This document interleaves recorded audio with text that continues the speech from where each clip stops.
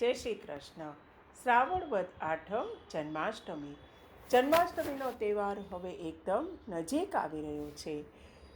તો આજે આપણે શ્રી કૃષ્ણ પ્રભુનો સત્સંગ કરીશું. શું કૃષ્ણ પ્રભુનો સત્સંગ આપણે 5 મિનિટમાં કરી શકીએ? ક્યારેય ન કરી શકીએ. તો આજે તો આપણે કૃષ્ણ એટલે શું એ જ આપણે ખાલી જોઈશું. અને ડિટેલમાં તેનો કૃષ્ણનો સત્સંગ આપણે આવતીકાલના વિડીયોમાં લઈશું.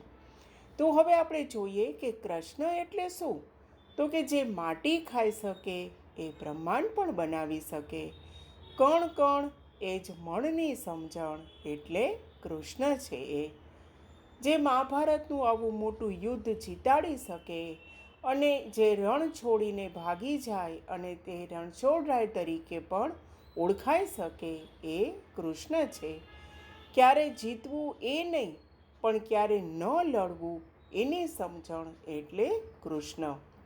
જે વાંસળી વગાડી લોકોને મોહિત કરી શકે, ગોપીજનોને, ગાયોને, વ્રજભક્તોને, ઋષિમુનિઓને જે પાગલ કરી શકે જેના સુરો, એ જ સુદર્શન તે દુશ્મનોનો સંહાર પણ કરી શકે.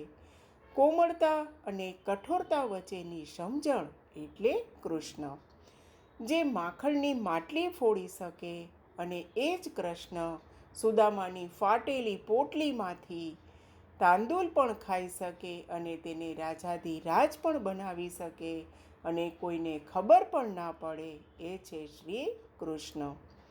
સમય અને જગ્યા જોઈ અને વર્તમાનની સમજણ એટલે શ્રી કૃષ્ણ. જે કંસનો સંહાર કરે છતાં પણ મથુરાનો ત્યાગ કરી દે અને દ્વારકાનું નિર્માણ કરે, તેને દ્વારકાપુરી વસાવે એ છે કૃષ્ણ. ક્યાં ન થોભવું અને ક્યાં અટકી જવું એની સમજણ એટલે કૃષ્ણ. જે ગોપીઓના ચીર ચોરી શકે અને એ જ દ્રૌપદીના ચીર પૂરી અને તેની લાજ બચાવી શકે એ છે કૃષ્ણ. જે બાલ સ્વરૂપમાં નટખટ કાલી ઘેલી લીલાઓ કરી અને મોટા નાના બાલ અબાલ વૃદ્ધો સૌને મોહિત કરી શકે અને મહાભારત જેવા યુદ્ધમાં ગંભીરતા રાખી અને સમજણપૂર્વક એ જ પાત્ર જે ભજવી શકે એ છે શ્રી કૃષ્ણ.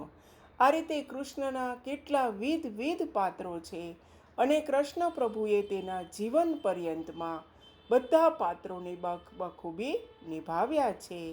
તો આજે આપણે અંતમાં એમની વધાઈ લઈને આપણે સત્સંગને અહીંયા વિરામ આપીશું કે સુનો રી આજ નવલ બધાયો હે, સુનો રી આજ નવલ બધાયો હે.